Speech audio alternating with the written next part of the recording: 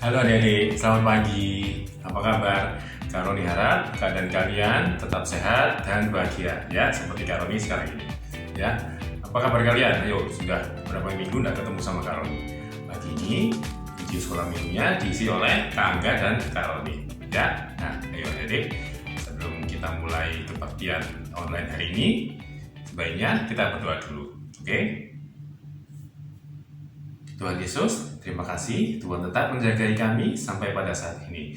Berkati kami Tuhan, sertai kami yang akan melihat dan mendengarkan video online sekolah minggu. Kiranya Tuhan buka hati kami agar firman yang Tuhan sampaikan bisa masuk ke dalam hati kami. Pimpin kami Tuhan, dalam nama Tuhan Yesus kami berdoa. Amin. Adik-adik, seminggu sudah lewat. Kak Roni harap seminggu yang lalu kalian bisa merasakan betapa indahnya penyertaan Tuhan di dalam hidup kita. Nah adik-adik, maka pagi ini sebelum kita mulai kebaktian, mari kita memuji Tuhan dengan hati yang penuh sukacita.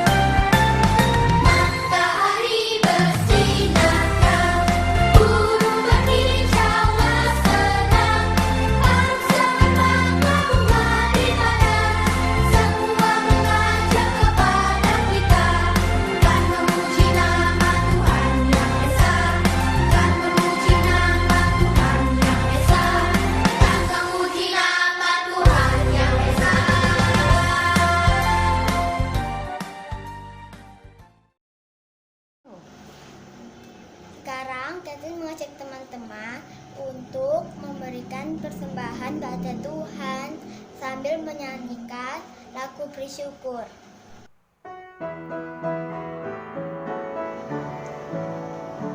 Bersyukur, bersyukur, bila syukur, bersyukur, susah ataupun senang, bersyukur. Panjatkan doamu segenap hatimu, kasihnya Yesus jadi milikmu. Teman, mari kita berdoa. Terima kasih Tuhan Yesus untuk pagi hari ini. Sebentar kami mau memberikan persembahan. Tolong berkati persembahan ini.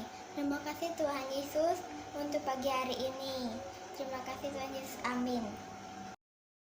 Adik-adik, sekarang waktunya kita mendengarkan firman Tuhan. Nah, sebentar lagi kalian akan lihat angka-angka yang akan menyampaikan firman Tuhan. Ceritanya apa? Ceritanya lanjutan minggu lalu. Kalian ingat cerita minggu lalu? Yaitu tentang Daud yang jatuh ke dalam dosa. Nah, sekarang Kak Angga mau cerita tentang apa ya? Ayo, mari kita lihat sama-sama. Tapi sebelumnya, mari kita berdoa dulu. Tuhan Yesus, sekarang kami mau melihat video tentang firman Tuhan. Kiranya Tuhan pimpin kami, Tuhan siapkan hati kami, agar kami dapat melihat video dengan baik, mengingatnya dengan baik, menyimpan dalam hati kami dengan baik. Kiranya Tuhan sertai juga kakak-kakak yang sudah membuat video firman ini. Kiranya Tuhan berkati kakak-kakak sekolah minggu kami juga. Terima kasih Tuhan, dalam nama Tuhan Yesus kami berdoa. Amin.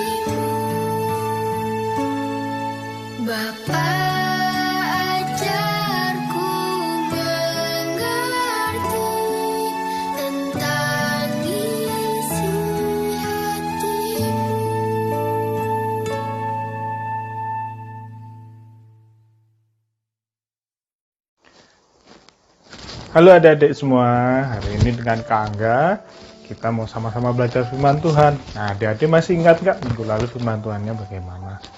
Minggu lalu kita udah sama-sama belajar bagaimana anak Daud yang bernama Absalom akhirnya mati. Nah, dan ketika Absalom itu mati, walaupun Absalom itu memberontak terhadap ayahnya Daud, tapi Daud pun sangat bersedih. Nah, bagaimana kelanjutan kisah Daud? Nah, hari ini kita akan bersama-sama melanjutkan cerita dari Raja Daud. Nah, hari ini firman Tuhannya berjudul Daud kembali ke Yerusalem. Nah, bagaimana ceritanya selanjutnya? Yuk kita sama-sama saksikan sama Kak Angga. Nah, adik-adik, kabar mengenai Absalom meninggal telah mati itu tidak cuma terdengar di Daud, tetapi juga di kerajaan Israel di Yehuda. Nah, ketika terdengar bahwa Absalom, raja yang diurapi oleh mereka itu meninggal, akhirnya mereka pun berpikir kembali, wah seharusnya memang Raja Daud ini yang kembali memerintah bangsa Israel. Maka dari itu, dari kaum Yehuda pun memberikan pesan kepada Raja Daud supaya Raja Daud boleh bisa kembali pulang ke Yerusalem untuk kembali raja atas Israel. Nah, tentu dengan itu Daud pun dengan penuh sukacita menerima itu, dan akhirnya Daud pun mulai berjalan pulang kembali ke Yerusalem. Nah, ketika dalam perjalanan Raja Daud itu tibalah di pinggir Sungai Yordan. Nah, adik-adik masih ingat nggak Sungai Yordan itu apa? Sungai Yordan itu ada sungai yang di Israel. Di sungai itu juga di mana Tuhan Yesus dibaptis oleh Yohanes Pembaptis. Nah, di sungai yang sama itu pula Raja Daud tiba ya untuk dalam perjalanan menuju Israel. Ketika Raja Daud tiba di sana, dilihatlah di sana sudah banyak sekali orang berkumpul menyambut Raja Daud dari berbagai tempat, siap mengantarkan Raja Daud untuk kembali pulang ke Yerusalem. Dari seberang tiba-tiba ada perahu yang mendahului dari banyak orang itu mendatang dekat menuju ke seberang, menuju ke Raja Daud. Dilihatnya lah ternyata di dalam perahu itu ada orang bernama Shimei. Nah, Shimei ini yang pertama kali menyambut Raja Daud. Nah, tahu nggak adik? Shimei ini padahal dulu memberontak Raja Daud ketika Raja Daud harus meninggalkan Yerusalem. Shimei ini mengutuki Raja Daud. Nah, waktu itu Shimei justru yang paling pertama mendatangi Raja Daud, dan dia menyesali perbuatannya, dan dia meminta ampun kepada Raja Daud atas kesalahannya. Nah, tapi ada juga orang yang tidak sepakat di situ, bilang, wah nggak bisa Raja Daud, dia kan sudah bersalah, berdosa terhadap Tuhan, terhadap Raja Daud, dia harusnya dihukum mati. Tapi Raja Daud pun bilang, apalah urusanku dengan kamu, sudah cukup hari ini, tidak perlu ada orang yang mati. Maka Raja Daud pun mengampuni Shimei ini yang dulu sudah memberontak terhadap Raja Daud. Wah, hebat sekali adik-adik. Pernah nggak adik-adik seperti itu? Ada orang yang adik-adik benci, tiba-tiba minta maaf. Nah, bisa nggak adik-adik mengampuni sama seperti Raja Daud? Raja Daud pun mengampuni Shimei. Lalu ada lagi orang bernama Mephiboset. Mephiboset ini anak dari keturunan Raja Saul. Nah, Mephiboset ini kondisinya pincang, ya. Dia punya kendala dalam tubuhnya.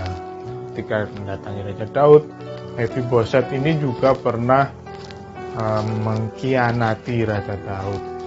Ketika itu karena diperdaya oleh hamba dari Raja Saul yang bernama Siba. Nah, Mephiboset pun meminta maaf kepada Raja Daud Dia menjelaskan, Raja bertanya, kenapa dulu kamu tidak menjemput aku? Mefiboset menjelaskan, ya karena aku telah ditipu oleh hamba dari Raja Saul bernama Ziba. Lalu tapi Raja Daud pun memaafkan. Ya sudah, tidak apa-apa, kamu dimaafkan, cuma kamu berbagilah harta dari kerajaan, sisa dari warisan dari keluarga Saul kepada hambamu Ziba. Lalu Mefiboset bilang, oh tidak apa-apa, yang penting aku bisa melihat tuanku dengan selamat, itu biarlah Ziba yang mengambil semuanya. Wah, luar biasa sekali. Hebat sekali. Dalam waktu itu ada beberapa yang dulu mengkhianati Raja Daud, akhirnya pun dimaafkan, dan akhirnya pun hubungannya kembali baik. Ada lagi satu orang lagi. Orang ini sudah tua, berumur 80 tahun, bernama Barzilai. Barzilai ini sudah menolong Raja Daud ketika dalam masalah, ketika Raja Daud harus melarikan diri. Karena Barzilai ini orang kaya, dia bisa ketika dalam satu kota, Raja Daud pun diberikan tumpangan, diberikan perlindungan, dan makanan dan sebagainya. Raja Daud senang sekali akhirnya bisa ketemu kembali dengan Pak Barzilai ini. Raja Daud pun menginginkan, ayo Barzilai ikut aku sama-sama ke Yerusalem. Nah, kita sama-sama, nanti di sana kita bisa sama-sama membangun Israel bersama-sama. Namun Barzilai bilang, sudah cukuplah, usiaku sudah lanjut, umurku sudah 80 tahun, saya sudah tua. Mungkin saya sudah nggak bisa membedakan lagi mana yang baik, mana yang buruk. Nah, untuk itu bolehkah saya kembali pulang ke rumah saya dan menikmati akhir hidup saya dan bisa dikuburkan di sana. Namun Barzilai bilang, untuk itu saya mengutus seorang hambanya supaya ikut sama Raja Daud. Kalau itu Barzilai bilang, bolehkah Raja Daud membawa hambaku ini bersama-sama ke Yerusalem. Akhirnya Raja Daud pun setuju, dan di sana akhirnya Raja Daud menyeberang Sungai Yordan bersama-sama dengan orang banyak, sambil mengucapkan salam perpisahan kepada Pak Barzilai, karena Pak Barzilai nggak ikut ke Yerusalem, pulang ke rumah.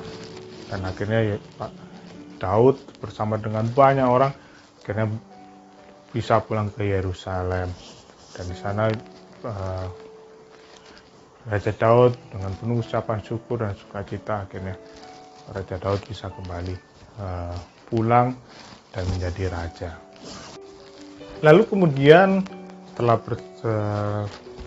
berlangsung beberapa waktu, Daud pun rindu, Raja Daud itu rindu untuk bisa membangun bait Allah. Akhirnya ingin sekali punya bait Allah di Israel. Nah, di situ Daud pun sudah membuat satu tempat di mana nanti akan bait Allah berdiri, mendirikan mezbah korban bakaran di sana, menetapkan ini nantinya akan menjadi bait Allah. Daud ingin sekali membangun bait Allah ini. Namun firman Tuhan berkata lain. Firman Tuhan bilang, sudah cukup, engkau sudah terlalu banyak menumpahkan darah dalam masa pemerintahanmu. Sudah banyak sekali peperangan, banyak orang mati ketika dalam pemerintahanmu. Untuk itu Tuhan menetapkan bahwa yang akan membangun bait Allah itu bukan Raja Daud, namun anaknya. Anaknya itu siapa? Anaknya adalah Salomo. Nah, untuk itu supaya bisa membantu anaknya Salomo ini, Raja Daud pun mulai mengumpulkan bahan-bahan, tukang-tukang yang banyak untuk membangun bait Allah. Dia mengumpulkan paku-paku yang terbaik, ada kayu aras dari kerajaan-kerajaan sekitarnya yang terbaik, banyak sekali. Ada tembaga, ada besi, ada tukang-tukang batu, tukang-tukang kayu, tukang pahat, dan semuanya banyak sekali mulai dikumpulkan untuk mempersiapkan bait Allah ini. Lalu pada saatnya Raja Daud memanggil anaknya Salomo dan menjelaskan bahwa Salomo ini engkau yang sudah ditunjuk Tuhan untuk membangun bait Allah. Nah, untuk itu Tuhan pun juga berjanji bahwa di dalam pemerintahnya Salomo nanti tatanya akan kokoh, semuanya akan baik dan luar biasa. Dan Daud berpesan supaya Salomo tetap hidup menurut perintah Tuhan, mentaati firman-Nya, maka kerajaannya, janji-janji Tuhan itu pun akan didapatkan. Nah, untuk itu juga Daud juga bilang kepada Salomo, walaupun kemarin itu banyak keadaan yang susah bagi aku, tapi Daud tetap menabung, Daud tetap mengumpulkan banyak sekali emas, perak, tembaga, besi di tengah-tengah kesulitannya itu untuk apa? Untuk persembahan, dan persembahan itu untuk dibangunkan bait Allah. Wah, luar biasa adik-adik. Nah, itu Raja Daud sudah mempersiapkan semuanya, bait Allah, material, bahan, tukang, dan sebagainya.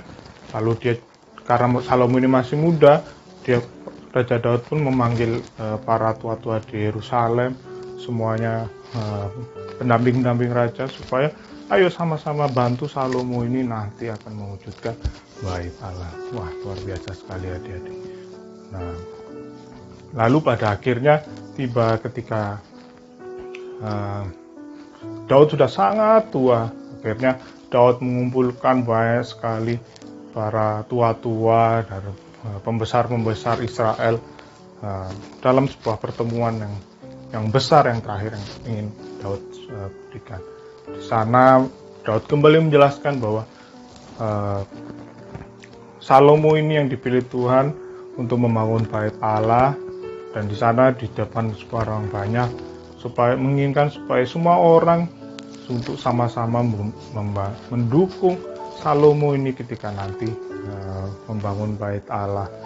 Dan di sana juga Daud meminta pada mereka, ayo karena Tuhan sudah baik pada kita semua, memberikan kemakmuran dan kesejahteraan, berikanlah sedikit persembahan untuk sama-sama membangun bait Allah. Dan di sana pun ada sebagian persembahan yang sudah dikumpulkan orang-orang, emas, perak, dan semuanya untuk dipersembahkan untuk pembangunan bait Allah. Dan pada akhirnya Daud berpesan supaya Salomo, mintalah hikmat yang baik dari Tuhan. Salomo, engkau tetap turut sama perintahnya, maka Tuhan pun akan menepati janji-janjinya bahwa engkau tata kerajaanmu akan luar biasa. Engkau akan diberikan kemakmuran, kedamaian, dan itu akan bisa berlangsung pada generasi demi generasi. Dan itulah di akhir masa pemerintahan Daud,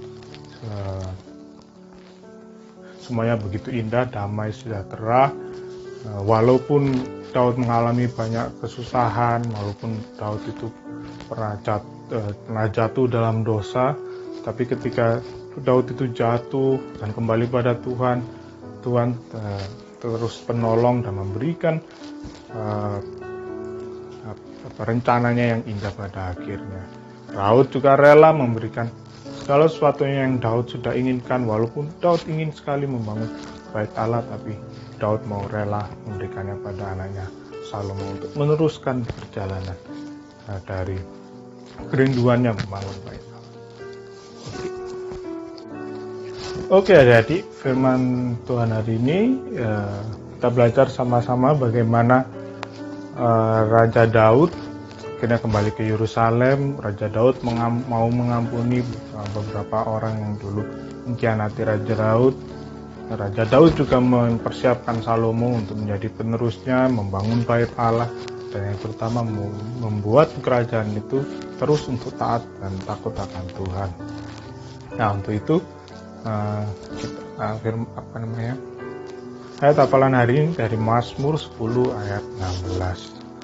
Tuhan adalah Raja untuk seterusnya dan selama-lamanya. Tuhan adalah Raja untuk seterusnya dan selama-lamanya. Oleh karena itu sama seperti Raja Daud, firman Tuhan, belajar akan Tuhan itu harus diteruskan turun-temurun. Dan Tuhan harus menjadi Raja baik untuk adik-adik, kakak, dan kita semua untuk seterusnya dan selama-lamanya. Untuk itu adik-adik harus terus mau belajar firman Tuhan, harus mau terus belajar untuk taat akan Tuhan.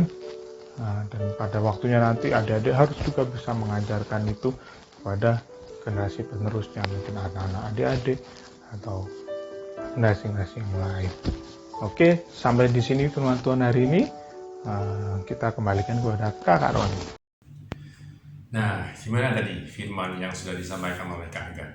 Ya, Kak Roni harap kalian tadi menonton dengan baik, dan firman yang disampaikan Kak Angga dan pesan-pesan yang disampaikan Kak Angga kalian ingat-ingat dalam hati, ya, dan ingat-ingat dalam sini. Ya, kalian lakukan setiap firman dan setiap pesan yang disampaikan oleh Kak Angga. Nah, sekarang Kak Roni mau menyampaikan tentang proyek bulan keluarga yang minggu kedua. Ya, apa beritanya? Kalian dengarkan. Sekarang, ayo kita lanjutkan aktivitas kita yang minggu lalu. Kalian sudah selesai menggambar anggota keluarga. Sudah jadi seperti ini. Kalau sudah, sekarang kita ambil kertas lipat yang ada di kalian masing-masing. Pilih warna-warna yang kalian suka. Kalau Kak Roni pilih yang warna-warna seperti ini. Tapi yang warna hitam, tolong jangan dipakai dulu ya. Kertasnya sekarang kalian potong-potong ya. Potongnya terserah kalian mau bentuk atau model apa. Terserah. Nanti sesudah dipotong, kertas lipatnya dipakai untuk menghias frame gambar yang sudah kalian gambar.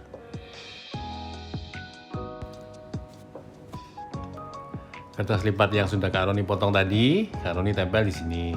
Ya, kalian nempelnya terserah mau model bagaimana terserah. Kak Roni nempelnya kayak gini. Tapi ini belum jadi. Nanti minggu depan diteruskan lagi proyeknya ini, ya. Jangan lupa nanti hasilnya difoto dan dikirim ke gurunya masing-masing. Oke.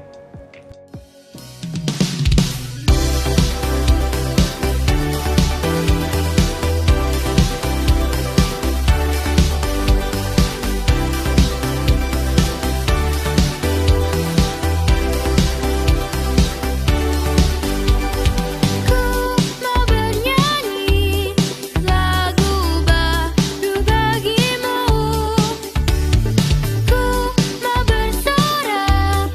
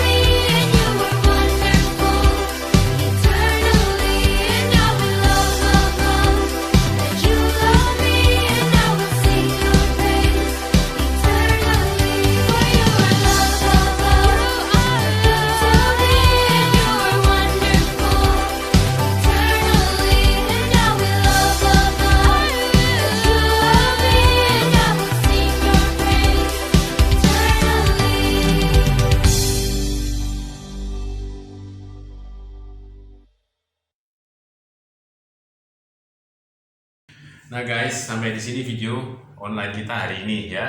Kami harap kalian tetap rajin baca firman, rajin berdoa, dan rajin belajar tentunya. Untuk minggu depan yang musim ulangan, jangan menyerah, tetap rajin. Oke? Nah sekarang kita berdoa, kita tutup kebaktian kita hari ini. Tuhan Yesus, terima kasih untuk penyertaan-Mu sepanjang waktu ini. Sekarang, apa yang sudah kami lihat dan kami dengar kiranya Tuhan tolong agar kami bisa mengingatnya sepanjang minggu depan. Dan untuk kami yang ulangan, Tuhan sertai agar kami dapat belajar dengan baik. Berkati juga keluarga kami, biar tetap sehat, biar tetap dalam pemeliharaan Tuhan. Terima kasih Tuhan Yesus. Dalam nama Tuhan Yesus kami berdoa dan mengucap syukur. Amin. Bye. Happy Sunday.